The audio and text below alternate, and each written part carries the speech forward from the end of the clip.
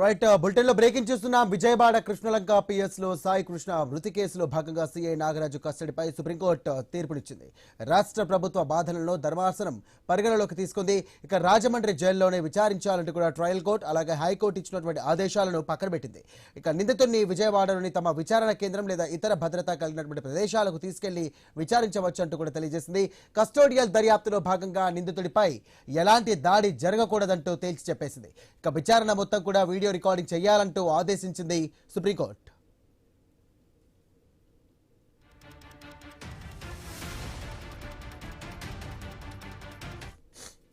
Right గా Vijayawada Krishnalanka PS లో సాయి కృష్ణ మృతి కేసులో భాగంగా సిఐ నాగరాజు కస్టడీపై సుప్రీంకోర్టు తీర్పునిచ్చింది. ఇక రాష్ట్ర ప్రభుత్వ వాదనలను ధర్మాసనం పరిగణలోకి తీసుకుంది. రాజమండ్రి జైల్లోనే విచారించాలంటూ కూడా ట్రయల్ కోర్టు అలాగే హైకోర్టు ఇచ్చినటువంటి ఆదేశాలను కూడా పక్కన పెట్టేసింది. ఇక నిందితుడిని విజయవాడలోని తమ విచారణ కేంద్రం లేదా ఇతర భద్రత కలిగినటువంటి ప్రదేశాలకు తీసుకువెళ్లి విచారించవచ్చు అంటూ కూడా తెలియజేసింది. ఇక కస్టోడియల్ దర్యాప్తులో భాగంగా నిందితుడిపై ఎలాంటి దాడి జరగకూడదంటూ తేల్చి చెప్పింది. ఇక విచారణ మొత్తం వీడియో రికార్డింగ్ చేయాలంటూ ఆదేశించింది. రైట్, ఇదే అంశానికి సంబంధించి మరిన్ని డీటెయిల్స్ అందించడానికి మా కరెస్పాండెంట్ యాకూబ్ సిద్ధంగా ఉన్నారు. యాకూబ్, చెప్పండి, రోజుకో రీతిలో కూడా ఈ కేసు మలుగు తిరుగుతోంది. మరి సుప్రీంకోర్టు ఇచ్చినటువంటి ఆదేశాల ప్రకారం ఇక్కడ ఉన్నటువంటి పోలీసులు అలాగే ఉన్నతాధికారులు ఎలాంటి చర్యలకు ఉపక్రమించారు?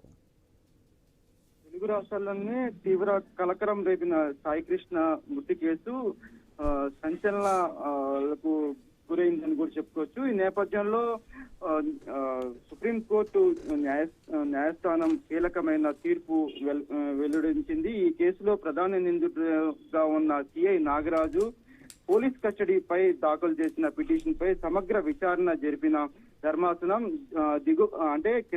కింద కోర్టులు ఇచ్చిన ఉత్తర్వులను పక్కన పెట్టి సంచలన ఆదేశాలు జారీ చేసిందని కూడా చెప్పుకోవచ్చు. ఇప్పటి వరకు రాజమండ్రి సెంట్రల్ జైల్లోనే విచారించాలనేది కూడా కింద కోర్టులో అయితే చెప్పిన పరిస్థితుల్లో ఇప్పుడు ఈ అక్కడున్న ఆఫీసర్స్ ఎక్కడ విచారణకు అనుకూలంగా ఉంటుందో అక్కడికి తీసుకువెళ్లి విచారించాలని కూడా ఇప్పటికే సుప్రీంకోర్టు ధర్మాసనం చెప్పడం జరిగింది. ఈ నేపథ్యంలో నాగరాజు దగ్గర నుండి పూర్తి సమాచారం తీసుకునేందుకు దర్యాప్తు సంఘాలు అయితే ఇప్పుడు సిద్ధమయ్యాయని కూడా చెప్పుకోవచ్చు. అయితే ఇప్పుడు ఈ కేసు కొంత కీలకంగా మారిందని కూడా చెప్పుకోవచ్చు. నాగరాజుని కస్టోడియల్ దాడి కూడా చేయకూడదని కూడా సుప్రీంకోర్టు చాలా సీరియస్ గా చెప్పిన పరిస్థితి. వీడియో ఆడియో రికార్డ్స్ ముందే ఆయన్ని విచారించాలి అనేది కూడా ఒక ఆదేశాలు అయితే జారీ చేసింది. అయితే ఈ కేసు ఎటు మలుపు తిరుగుతుంది అనేది కూడా కొంత ఉత్కంఠ రేపిందని కూడా చెప్పుకోవచ్చు. మొదటి నుంచి ఈ కేసుకు సంబంధించి రోజుకు ఒక మలుపు తిరిగిన పరిస్థితులు కూడా ఉన్నాయి. ఈ పరిస్థితుల్లో ఇప్పుడు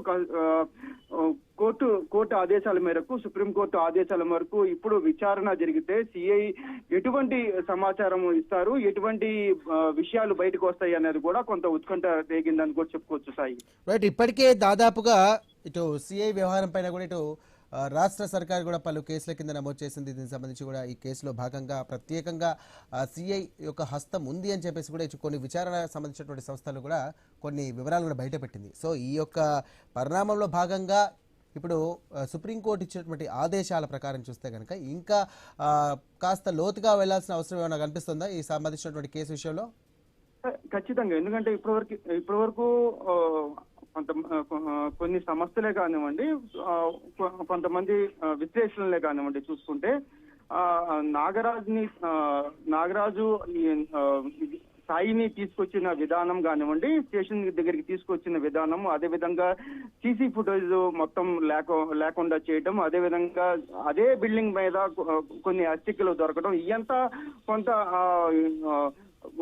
ఈ దర్యాప్తులో భాగంగా అసలు ఎటు మలుపు తిరిగింది, ఈ కేసు ఎక్కడి నుండి ఎటు మలుపు తిరిగింది అనేది ఒక అనుమానాలు అయితే తెలుగు రాష్ట్రాలతో పాటు కొంతవరకు దేశవ్యాప్తంగా కూడా ఈ కొంత ప్రచారం అయితే జరిగింది. దీని మీద మాటలు కూడా జరిగినాయి. అయితే దీనికి సంబంధించి ఇప్పుడు ఈ కేసు సిఐ విచారణ చేపడితే సిఐని అదుపులో తీసుకొని ఆయన దగ్గర ఉన్న విషయాలన్నీ ఖచ్చితంగా బయటకు వస్తే మటుకి ఈ కేసు చాలా వరకు పూర్తి స్థాయిలో ఏం జరిగింది, ఎలా జరిగింది అనే విషయాలు కూడా బయటకు వచ్చే పరిస్థితి ఉంటుంది. కానీ ఇప్పుడు రేపు ఉదయం నుంచి దర్యాప్తులో భాగంగా ఆయన ఎక్కడ తీసుకొస్తారు, ఎక్కడ విచారిస్తారు అనేది కూడా చేయాల్సి ఉంది. ఆ తర్వాత ఆయన ఏం చెప్తారు, రైట్, థ్యాంక్ యూ యాకూబ్.